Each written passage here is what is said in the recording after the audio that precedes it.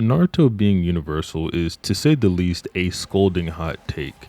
If you ask most the internet how strong Naruto is, I doubt you'd get a resounding yes on him even being planetary. But regardless, it's an argument that can be made and I'm here to discuss it.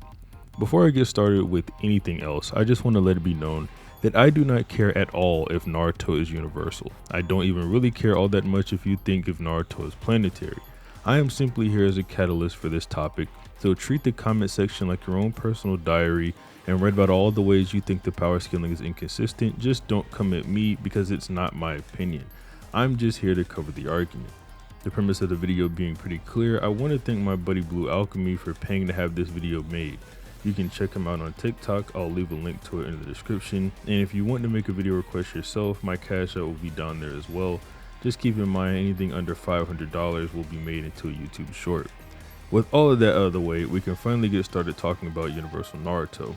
If you like discussion type videos like this, consider leaving a like on the video and subscribing, as I do videos like this often and have tons of others you might enjoy, but let's not waste any more time. Kaguya is the beginning of all this, and a lot of this stems from her, but not all of it. The main discussion being about Kaguya's dimensions. The relevant parts of this discussion are the size of Kaguya's dimensions, whether or not she created them, and whether or not she can destroy them as well. As I said in the intro, I'm neutral on this topic, so I'll be providing and explaining both stances when facts don't come into play. Obviously, most of this isn't relevant if Kaguya didn't create her dimensions, so let's go over that first. There are two different translations out there on this that can imply two completely different things. The first being the more popular, with the title card of Kaguya's Ame no Minaka saying creating dimensions as she pleases, the divine power of the founder that awakened her eye. This translation would obviously have you believe that Kaguya can create dimensions whenever she wants. It's very blatant and direct. The other translation isn't as direct, stating freely weaving new dimensions, the divine power of the progenitor. This translation implies that Kaguya is weaving the dimensions together. It's not a direct contradiction to the dimensions being created by her, but it suggests a process rather than just a simple dimension spawning. The confusion between the translations comes from the word sumugu and how it's interpreted. The word sumugu does literally mean to spin or to weave. However, it means this in the context of creation, sort of the way you would spin a yarn to eventually make a blanket. So while it is true that Kaguya creates her dimensions, it's done via a process rather than her just popping the ability and a dimension popping out of her eye. This doesn't give us a time frame on how long the process takes or what it includes, but Kaguya does indeed create her dimensions. But she creates her dimensions via an ability, so can she destroy them? The answer to that is also yes, and this is super straightforward. Kaguya is able to make an expansive True Seeker orb that is stated in the manga and data books to be able to destroy her time space. Specifically, it says in the data book it could obliterate the world and turn it to nothing. And from here, this kind of ties back to the last point that Kaguya would create another time space after it was done destroying everything. The disconnect here mostly comes from Kaguya's ability to create another one of these things, which in reality she should be able to do. Kaguya has more chakra than anyone in the Shinobi Alliance, and she didn't even drain them completely to make this orb. So as far as that goes, it should be clear the True Seeker orbs are obviously spatial erasure, though they aren't really a part of a specific character's AP. However, that isn't really important. While it's true you can't really hit harder than a True Seeker orb, Kaguya has this attack and should be able to use it whenever she wants, realistically. So even if you don't think she can destroy her own time spaces with her AP, she can do it with her True Seeker orb. Also, just to throw this out there, the ETSO isn't Kaguya's strongest jutsu. Her strongest jutsu is the 80 Gods Vacuum Fist as stated in the data books. Obviously, this is only important, however, if the size of Kaguya's dimensions are provably universal. So I guess it's time we talk about the size of these dimensions. This is somewhat debatable since they are quite vast. It's just how vast they are people can't seem to agree on. There is a light source in all of Kaguya's dimensions, and in some of them you can see moons present above the planet, which makes the existence of a solar system not seem too far-fetched. However, in Naruto Storm 4, Kaguya's dimension is shown to be more or less the size of a universe. Now, I'm not going to sit here and act like I counted the stars or something like that, but looking at it, you can clearly tell what's being implied. However, it's up to you whether or not you want to take the game to be a canon source material. I'm going to be getting ahead of myself here, but it's fairly consistent with the dimension we saw Momoshiki had created in the Boruto anime as well. Just to say as well, even if you think Momoshiki is stronger than Kaguya, that doesn't mean they both can't be capable of creating a universe. One could just be capable of creating or destroying far more. There is another argument that Kaguya's dimension is universal in size in the manga, that being via this statement from Obito, but it doesn't really function. Obito mentions how Kaguya's time space is incredibly vast and comments how to connect them in an instant is kind of insane. People have taken this and extrapolated that since Obito has no trouble connecting Kamui in the real universe, that these dimensions must be as big or bigger, but this argument just doesn't work for several reasons. One being, Obito can connect Kaguya's dimensions to Kamui just fine. He does it here on this page. The second reason is that Obito states the reason he's going to need such an enormous amount of chakra is that he's connecting two dimensions that are not his. Keep in mind, Obito here is not using Kamui the way it's traditionally used. He's using Kamui to open a portal to another one of Kaguya's dimensions so that they can find Sasuke and he can be rescued. That being said, the size of Kaguya's dimensions in the manga is a bit ambiguous, but the game is fairly blatant in how large they want her world to be perceived as. So in conclusion, Kaguya does create her dimensions, that much is true, and she can destroy her dimensions, that much is also true. The size, however, in the manga is too ambiguous to claim whether or not those things make her universal. But if you're a believer in game canon, then she is universal. That is not an outright claim that Kaguya in the manga is not universal. To be clear, I'm just saying it's unknown whether or not she creates actual universes.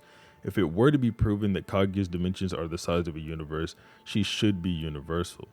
Luckily for anyone who believes in Universal Naruto, the argument only starts with Kaguya. They don't end with Kaguya. The Ten Tails is also believed to be a universal being, but this is mostly outdated because of things we learn in Boruto, and just some weird statements in general. The data book claims that the divine tree is the progenitor of everything in existence, yet also claims that the destruction of the Ten Tails causes is on a scale of a natural disaster. The data book, to be fair, kind of operates under the idea that there is only one divine tree and that the divine tree started everything. Then it thinks the Ten Tails is the divine tree robbed of its chakra and transformed into a monster to reclaim the fruit that Kaguya stole. Another paragraph even claims that the divine tree birthed the universe and that the Ten Tails is merely a fragment of it, sort of on some Yggdrasil type stuff. Before I even get started with this next claim, let me just make it clear that the fourth databook only covers up to chapter 691 of the Naruto manga. It doesn't cover Boruto or any of the stuff in that, and in Boruto, we learned more about the Ten Tails, where they come from, and what they're doing. So this god tree was not always on Earth like what we thought in Naruto and early Boruto. It was brought there whenever Otsutsuki were invading the planet, those two being Kaguya and Ishiki. The Otsutsuki come to a planet, plant a divine tree seed, which is the Ten Tails, and that begins taking the chakra and energy from everything on the planet and eventually sprouting a tree that bears a divine fruit. We also learned that these divine tree cannot sprout and bore fruit without an Otsutsuki being fed to the Ten Tails, where it's speculated that Kaguya fed the Ten Tails Ishiki's lower half in order to get it to grow.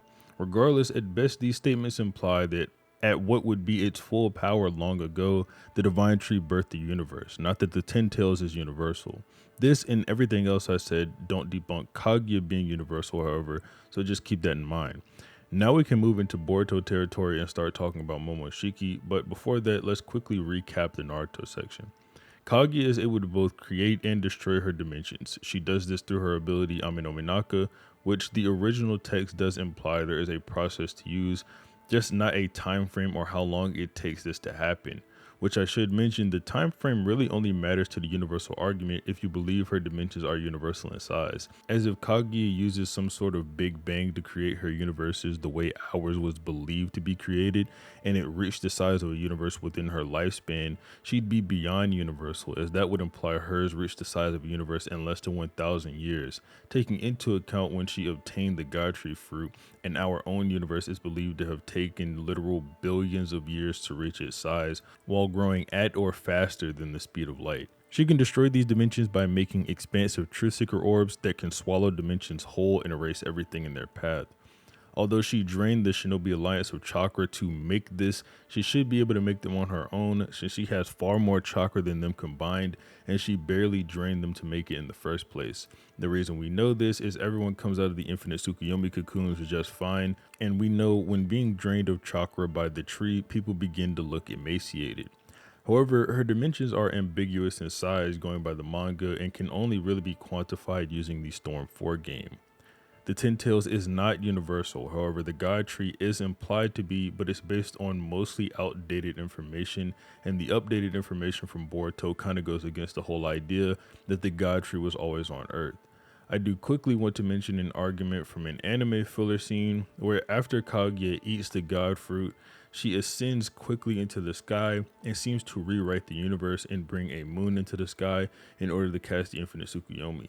As you can see, all the stars in the background here seem to disappear as she cracks the sky to reveal the new moon.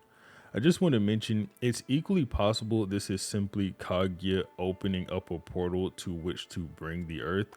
That doesn't mean she's bringing it to another dimension, but could imply it's a different part of the universe. I will admit that's not exactly consistent with the rest of the Boruto anime, since Momoshiki and Kenshiki don't really comment on Earth being in a different spot, but I guess they haven't really been there before anyway, so it's not really a contradiction or anything. But regardless, if you think Kaguya rewrote the universe or created a portal, none of this is really consistent with what we've been told.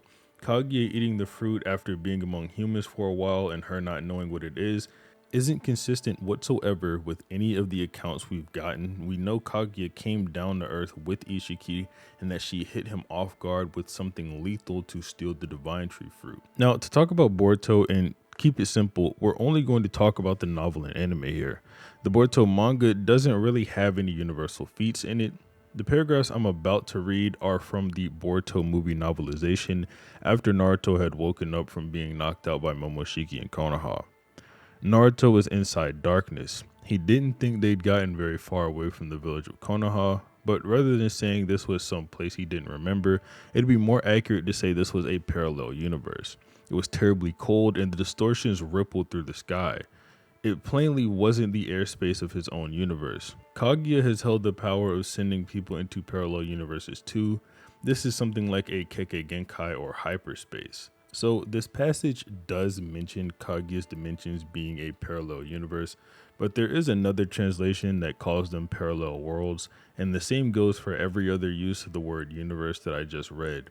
And when I went to have it translated, I got an even different translation again, saying that Kaguya has the power to send people to different dimensions, and every word where universe was came back incorrect. The first use of the word universe, this was a parallel universe, uses the kanji ikai, which just means a different world or otherworldly realm.